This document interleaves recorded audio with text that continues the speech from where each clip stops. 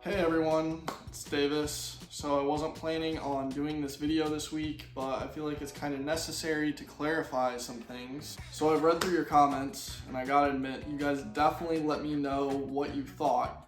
But did I change my mind? Well, you're gonna have to wait and see till the end of this video, so stay tuned. But before we get into the video, make sure that you like and subscribe. 95% of my viewers in the last video were not subscribed. So if you're not, make sure that you do that so you don't miss any future content. I will continue to be posting these videos on a weekly basis. So without further ado, let's get into the video. I will be displaying the comments up on the screen right here so you can take a read, and then I will be giving you my response to them. So without further ado, let's get right into the video. So here's the first comment from MXT9945.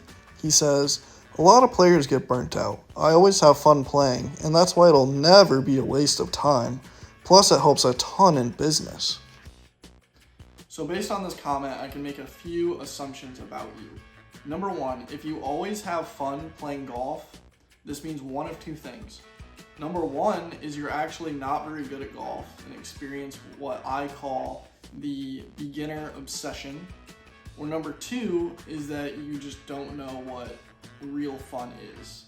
This next comment is from PhilipMel9355. He says, "Lucky I can afford it. Game on." So in the last video, I made a bold claim that it is financially irresponsible to play golf unless you make $200,000 per year, and I still stand by that. So if this is you, congrats, but be careful because the game can still ruin your life. Up next, we got a comment from Troy Overton 2272. "You can make an argument about any sport, and you're saying that you can't enjoy yourself? But imagine playing pickup basketball and not getting the ball the whole time. Golf is the only sport you can play and have fun into your 80s. Sure, you can still play into your 80s, but at what cost? Physically, the game is not great for your back or your joints. You're better off lifting weights, honestly, at that age if you're looking for a physical activity that's going to promote any sort of longevity. I don't think that hitting a driver 75 yards while throwing your back out sounds like much fun, but that's just me." Grady Morlock 5681 said, "I think it's all experience based, and one could say the same thing about most hobbies." I think most people fall into one of two categories. The first one is they either hate the game of golf or they're in an abusive relationship with the game where they desperately want to get out of it, but they can't. Up next, Christopher Mumby 6148 said, "Couldn't agree more. Great video, Davis." Chris, thank you for the support. I find it very unfortunate that you seem to be in the minority here, unfortunately.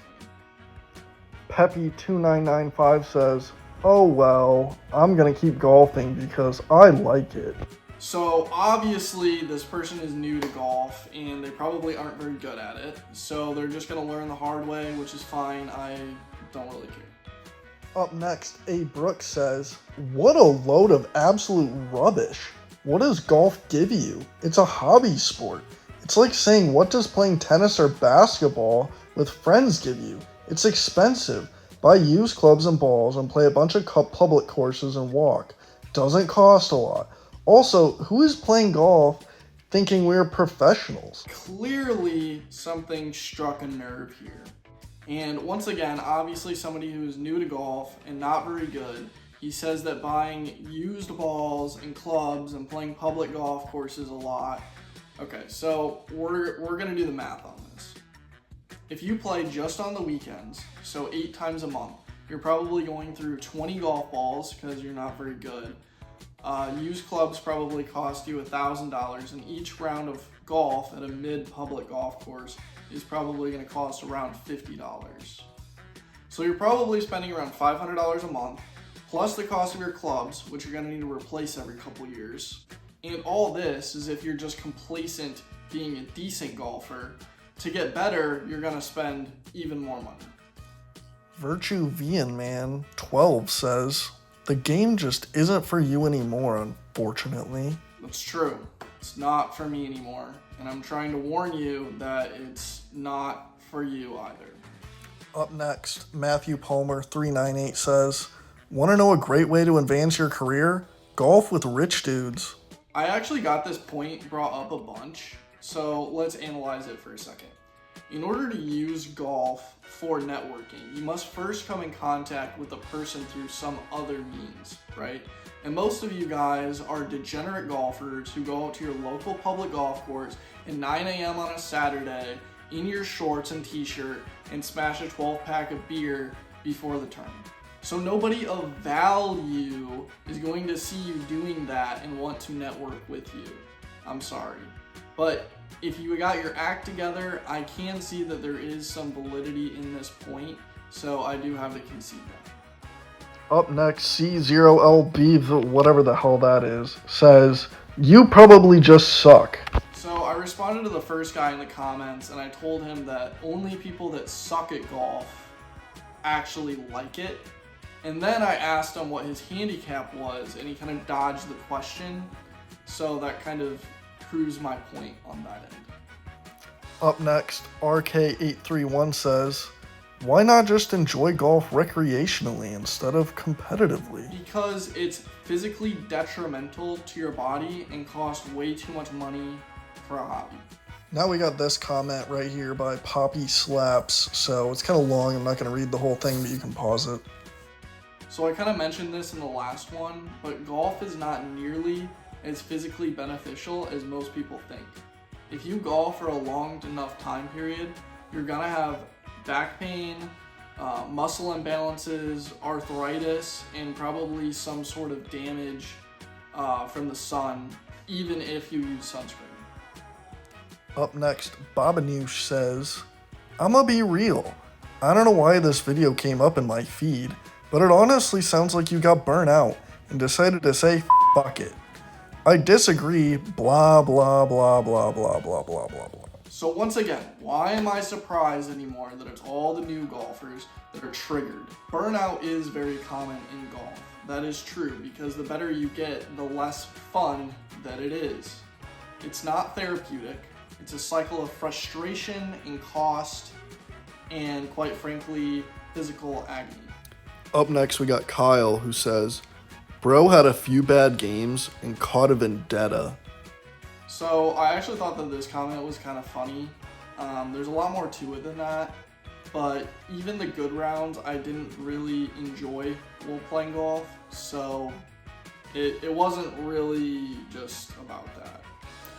Last but not least, Mr. Nashitone decided to write me this absolute novel right here, so feel free to pause and read this if you want.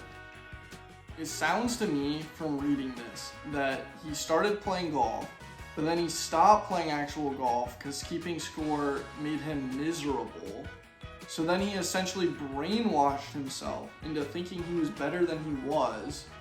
Then he met other fellow people with the same addiction. Then he got his brother hooked into this addiction.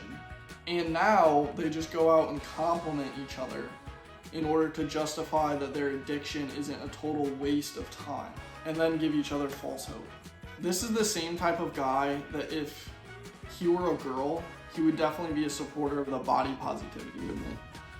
But hey, I'm wishing you all the best, and I hope it works out for you. Alright guys, so that was my reaction to the comments on last week's video. Hope you guys enjoyed. I appreciate all the engagement so far, even though it has mostly all been negative. Next week I will discuss another interesting topic, which I think you will enjoy, so if you haven't already, make sure that you like and subscribe, and I will see you guys next week. Peace.